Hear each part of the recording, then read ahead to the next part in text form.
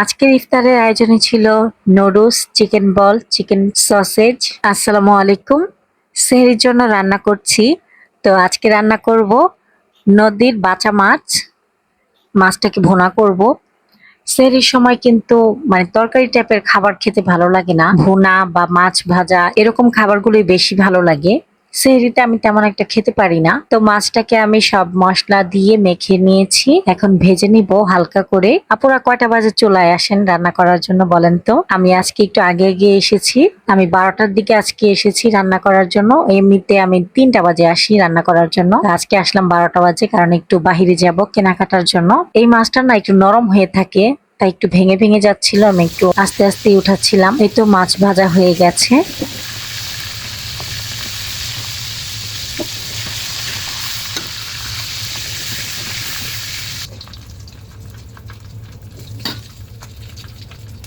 সেই তেলে আমি পেঁয়াজ কুচি দিয়ে দিলাম, পরিমাণ মতো লবণ দিয়ে দিলাম। রান্না করতে করতে এখন কিন্তু এক্সপার্ট হয়ে গেছি, সবকিছুর মধ্যে কিন্তু লবণটা একদম পারফেক্ট হয়।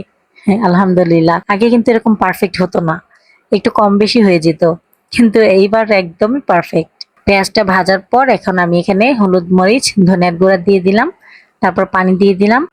আদা, রসুন আর জিরা একসাথে বেটে নিয়েছিলাম, সেটা দিয়ে দিলাম। মশলাটা খুব ভালো মতো কষানো হয়ে গেছে। মশলা যত ভালো কষানো হবে রান্নাটা খেতে তত বেশি মজা লাগে। তারপরে আমি টমেটো দিয়ে দিলাম, টমেটোটা নরম হয়ে গেছে। এই পর্যায়ে আমি ভেজে রাখা মাছ দিয়ে দিলাম, তারপর ঝোলের জন্য পানি দিয়ে দিলাম। এরপরে আমি একটুখানি ধনিয়া পাতা কুচি দিয়ে দিলাম। ধনিয়া পাতা কুচি দিয়ে এই তো রান্নাটা হয়ে গেছে। আজকে বেশি ধনিয়া পাতা ছিল না ঘরে, তাই অল্প একটু দিয়েছি। আর এখন আমি বাদাম ভর্তা বানাবো।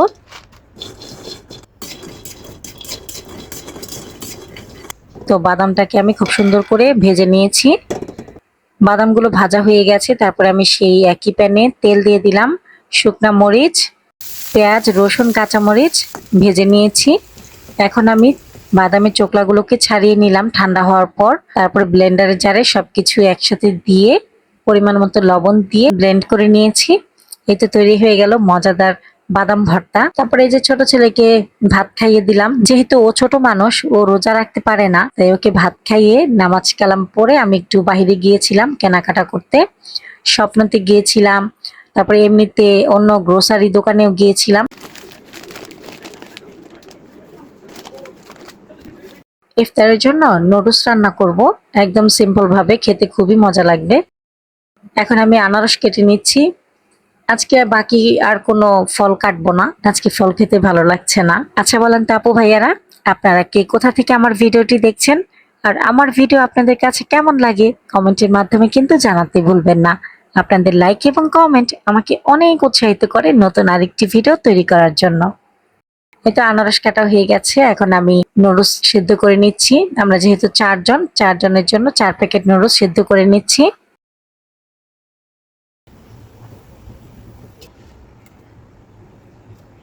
আর এদিকে আমি রসুন মিহি কুচি করে নিয়েছি। নুডলসের ভেতর যে সবজিটা থাকে সেটা দিয়ে দিলাম। তারপরে নুডলসের মশলা দিয়ে দিলাম, সয়া সস, বারবিকিউ সস আর টমেটো সস দিয়ে মিক্স করে নিচ্ছি।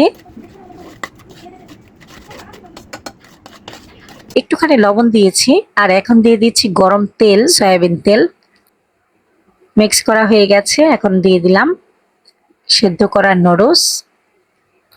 তারপর খুব ভালো মতো মিক্স মিক্স মিক্স। এই তো নুডলসটা ভালো মতো মিক্স করা হয়ে গেছে। এখন একটা ফ্রাই প্যানে আমি সসেজ আর চিকেন বলগুলোকে ভেজে নিব। ইফতারের টাইম হয়ে যাচ্ছে, আর এই টাইমে না মনে হয় যে ইফতার রেডি করতে পারবো না, আজান দিয়ে দিবে এরকম মনে হয়। এত স্পিডে কাজ করি এই টাইমটায়, বলার মতো না। পর দেখা যায় যে ইফতারের একদম 15-20 মিনিট আগেই রেডি হয়ে যায়। আলহামদুলিল্লাহ। এই তো সসেজ আর চিকেন গুলো ভাজা হয়ে গেছে। এখন আমি ডিম পোচ করে নিব, 4 জনের জন্য 4টা।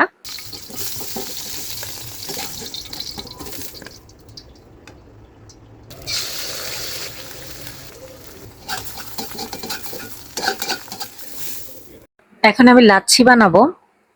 তো ব্লেন্ডারের জারে আমি টক দই দিয়ে দিচ্ছি, বড় 1 ফালি লেবুর রস দিয়ে দিলাম, পরিমাণ মতো চিনি দিয়ে দিলাম, তারপরে আইস কিউব দিয়ে দিলাম, একটু পানি দিয়ে দিলাম।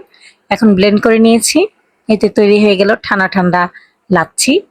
আজকের ইফতারের আয়োজনে আমাদের ছিল নুডলস, সাথে ডিম poach, chicken ball, chicken sausage, খেজুর, জিলাপি, আনারস, লাচ্ছি। আলহামদুলিল্লাহ, এরকম খাবার আমার কাছে খুবই ভালো লাগে, আমার বাচ্চারাও খুবই পছন্দ করে। খুব মজা করে ইফতারটা করে নিলাম। আলহামদুলিল্লাহ, ভিডিওটি ভালো লাগলে প্লিজ একটি লাইক দিবেন।